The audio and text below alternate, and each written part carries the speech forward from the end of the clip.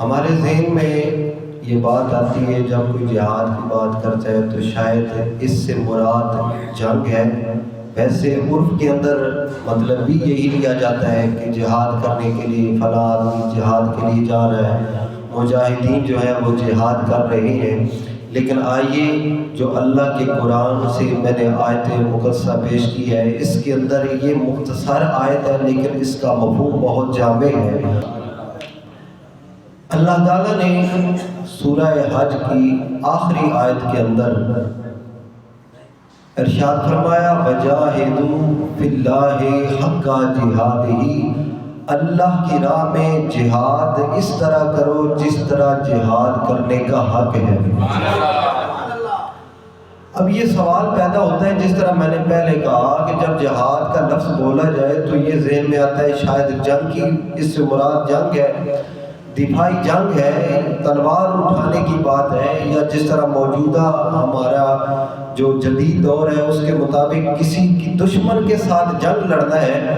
اگر یہ بھی معنی ہو تو کیا جب ایک بندہ اپنی جان قربان کرنے کے لیے جنگ کے میدان میں چلا گیا ہے تو ظاہر ہے جو بندہ جان دے دے، حضور صلی اللہ علیہ وسلم کو بتایا گیا کہ یا رسول اللہ فلاں شخص جو ہے وہ بڑی بہادری کے ساتھ لڑ رہا تھا، تو حضور نے ارشاد فرمایا وہ جہنمی ہے. بولو کیا ارشاد فرمایا؟ اب مجھے بتائیں یہ علم غیب نہیں تو اور پھر کیا ہے؟ حضور نے پہلے بتا دیا کہ وہ جو لڑنے والا شخص ہے نا تم کہہ رہے ہو وہ جہنمی ہے. تھوڑی دیر بعد جب جنگ ختم ہوئی تو اس کے بعد انہوں نے دیکھا کہ اس نے جو بہادری کے ساتھ لڑ رہا تھا اس نے زخمی ہوا، زخمی ہو کر گرا تو اس نے خنجر جو ہے نا اپنا ہی خنجر یا تلوار جو ہے وہ اپنے سینے کے اندر ماری اور وہ مر گیا، یعنی خودکشی کر لی. پھر صحابہ نے جب یہ دیکھا تو کہا کہ حضور نے واقعی سچ فرمایا.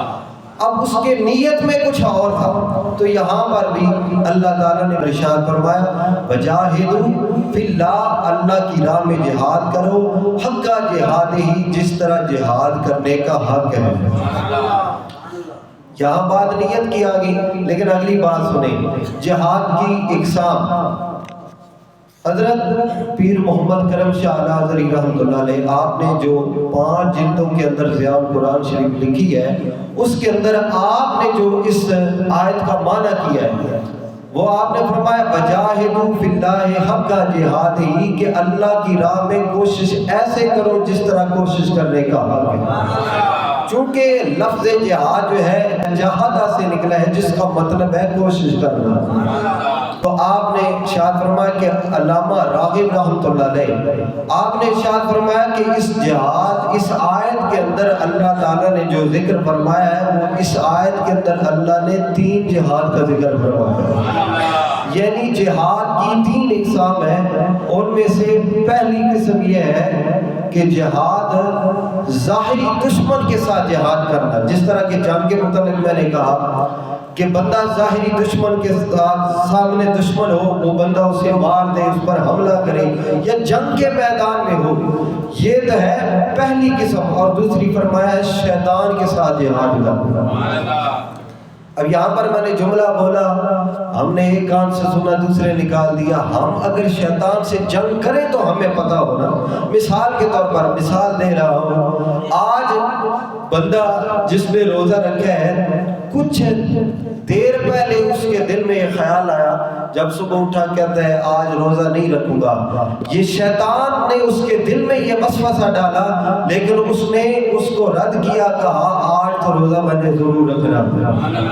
یہ ہے شیطان کے ساتھ جہاد کرنا. تیسرا کہتے ہیں اپنے نفس کے خلاف جہاد کرنا. یہ بھی وہی قسم ہے کہ خواہش بندے کی کچھ ہوتی ہے.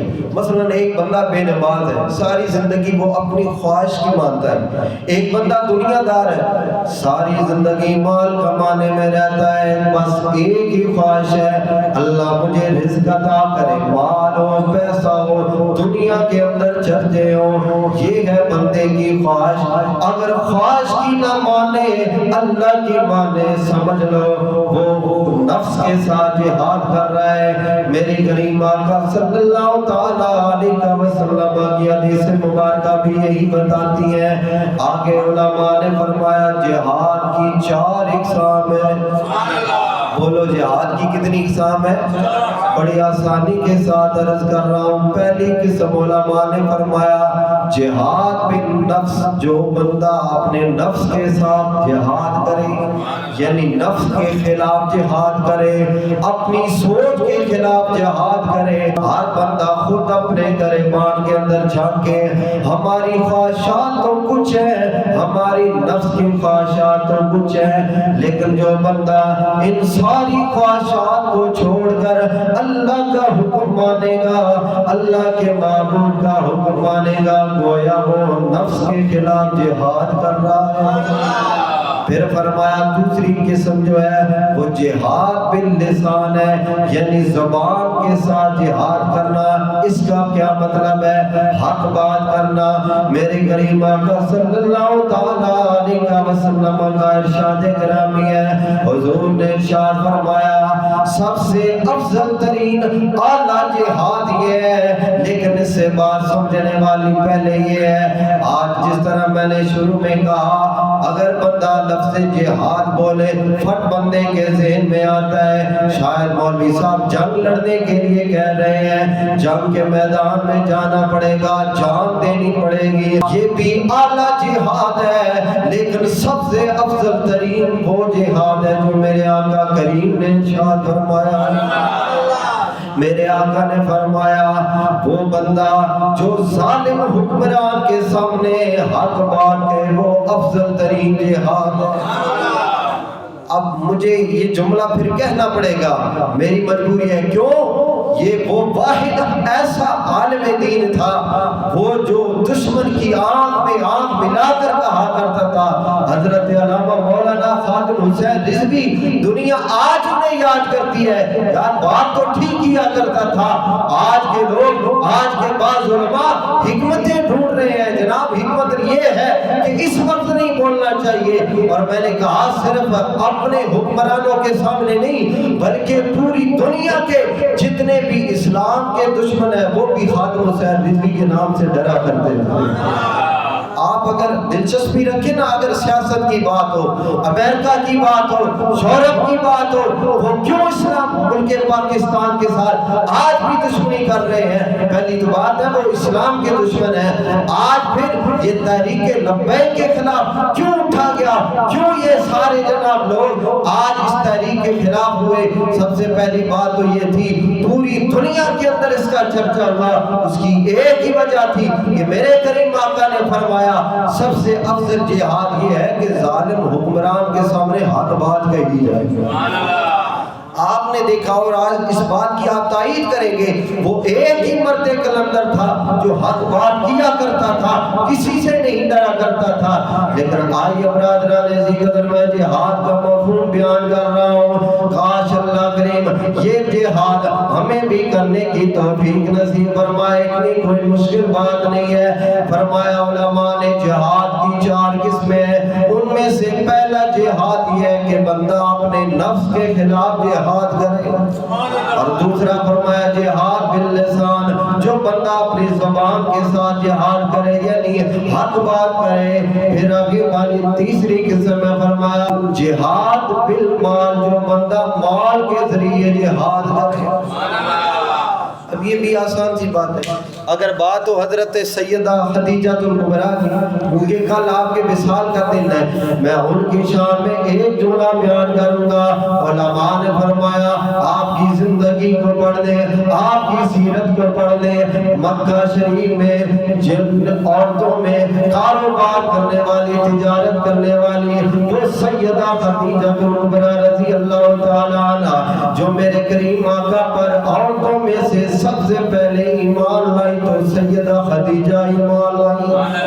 آپ کی زندگی کے بارے میں پڑھیں، یہاں جہاد بالمال کی بات ہو رہی ہے، مال کے ذریعے جہاد کرنا، دین کے لیے مال عطا کرنا، دین کے لیے روپیہ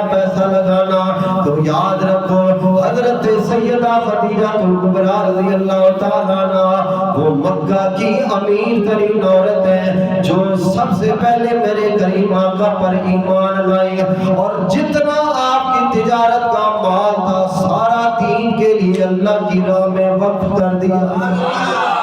یہ ہے جہاد بالمال، مال کے ذریعے جہاد کرنا۔ اور آگے ارشاد فرمایا علماء نے جہاد بالسیف یعنی دفاعی جنگ کے ذریعے جہاد کرنا، تلوار کے ذریعے جہاد کرنا۔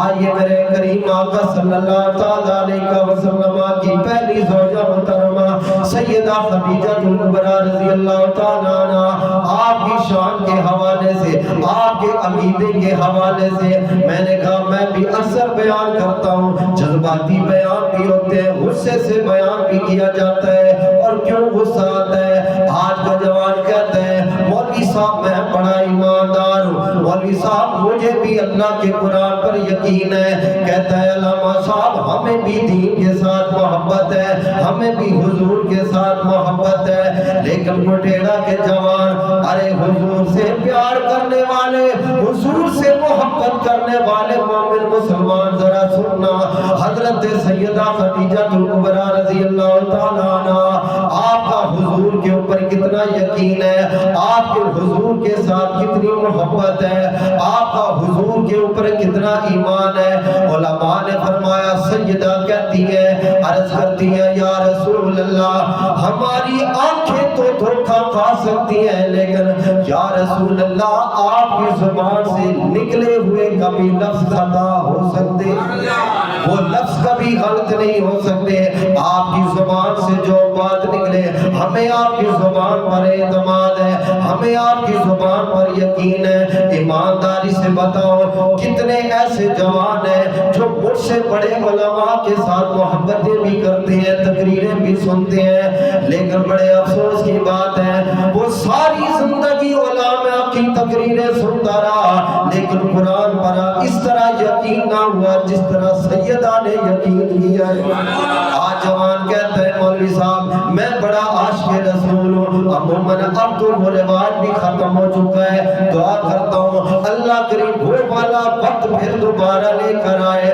آپ پیچھے والی محفلوں کے اندر غور کریں جو ہم نے بچپن میں نے بھی بچپن میں سنی ہے، اللہ کی عزت کی قسم ہے وہ والا جوان آج کے جوان کی طرح نہیں تھا، محفل میلاد تو سننے کے لیے تیار نہیں ہے، دین کی بات تو سننے کے لیے تیار نہیں ہے، اللہ کا قرآن پڑھا جا رہا ہے، ماہ رمضان ہے، رات کو تراویح کی نماز پر چند ایک بابے ملتے ہیں، پہلی صفوں میں تو پہلے رمضان میں تو تراویح کی مسجد تراویح کے لیے جوان آتا ہے لیکن پھر مسجد ویران ہے۔ میں نے کہا خدا کی قسم میں نے تو ان جوانوں کو بھی دیکھا ہے جو ایک محفل پاک کے اندر ساری رات محفل نعت ایسی ہوتی ہے لیکن جوان اگر نعرہ لگاتا تو 30 منٹ تک حضور کی شان میں نعرے لگایا کرتا۔ میں نے ایک دفعہ پہلے بھی کہا تھا یار ایسے دوستوں میں بات ہوگی، میں نے کہا ہماری مسجد میں نعرہ، انہوں نے جواب دیتا ہو کہ مولوی صاحب جمعے تے کیڑی لوڑ ہے نعرے دی؟ میں آکھا یار اور اللہ کی عزت کی قسم ہے بات جہاد کی ہو رہی ہے، آج تیرا میرا جوان کیوں نہیں جان قربان کرنے کو دل کرتا؟ یہ اثر ہوتا ہے نعرے میں کہتے ہیں ہم بڑے عاشق رسول ہیں، حضور پر جان بھی قربان ہے، لیکن حیرت کی بات ہے جس پر جان نچھاور کر رہے ہیں اس کے لیے یہ داڑھی کے بال جو ہے وہ نہیں قربان ہو سکتے، جس پر جان نچھاور کر رہا ہے اس کے لیے تو اللہ کی بارگاہ میں جھک نہیں سکتا۔ میرے کریم آقا نے فرمایا ارے لوگوں نماز میری آنکھوں کی ٹھنڈک ہے۔ یہ سوال تو بنتا ہے جو کہتا ہے مولوی صاحب میں حضور کے لیے جان دینے کے لیے تیار ہوں، میں نے کہا حضور کو نماز نہ پڑھنے سے حضور کا دل دکھتا ہے، حضور کی آنکھیں ٹھنڈی نہیں ہوتی، اگر نماز پڑھے گا تو حضور کے دل کو بھی سکون ملے گا، حضور کی آنکھیں بھی ٹھنڈی ہوں گی۔ میں نے عرض کیا حضرت سیدہ خدیجہ کبریٰ رضی اللہ تعالیٰ عنہ حضور کے اوپر کتنا اعتماد ہے، علماء فرماتے ہیں سیدہ کہتی ہیں یا رسول اللہ ہماری آنکھیں تو دھوکہ کھا سکتی ہیں. مثلا ہماری آنکھوں نے دیکھا کوئی بندہ باہر سے آئے کہے جناب بارش ہو رہی ہے, بندہ یقین نہ کرے, کہتے ہیں حضرت سیدہ کہتی ہے ہماری آنکھوں سے دیکھی ہوئی بات غلط ہو سکتی ہے, لیکن یا رسول اللہ آپ کی زبان سے نکلی ہوئی بات کبھی غلط نہیں. جو آپ کہیں گے ہم اسے مانیں گے. لیکن دیکھیں حضور کا سیدہ کے ساتھ کتنا پیار ہے. آخری بات عرض کر رہا ہوں, کہتے ہیں محبت سے سبحان اللہ. کل 10 رمضان المبارک کو حضرت سیدہ خدیجہ الکبریٰ کا وصال ہے. جب آپ کے وصال کا وقت قریب آیا نا تو علماء فرماتے ہیں حضرت سیدہ خدیجہ الکبریٰ نے اپنی لونڈی کو یا غلام کو کہہ بھیجا کہ جاؤ حضور سے وہ والی چادر لے کر آؤ جب حضور پر وحی نازل ہوتی تھی تو حضور کے اوپر اڑایا کرتی تھی. ویسے بھی حضور کی نسبت والی چادر بڑی قیمتی ہے, لیکن سنے دل تھام کر سنے.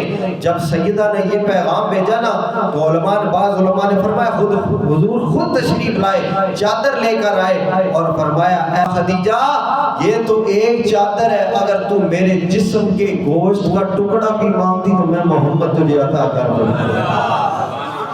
کتنا پھر آپس کے اندر پیار اور محبت ہے.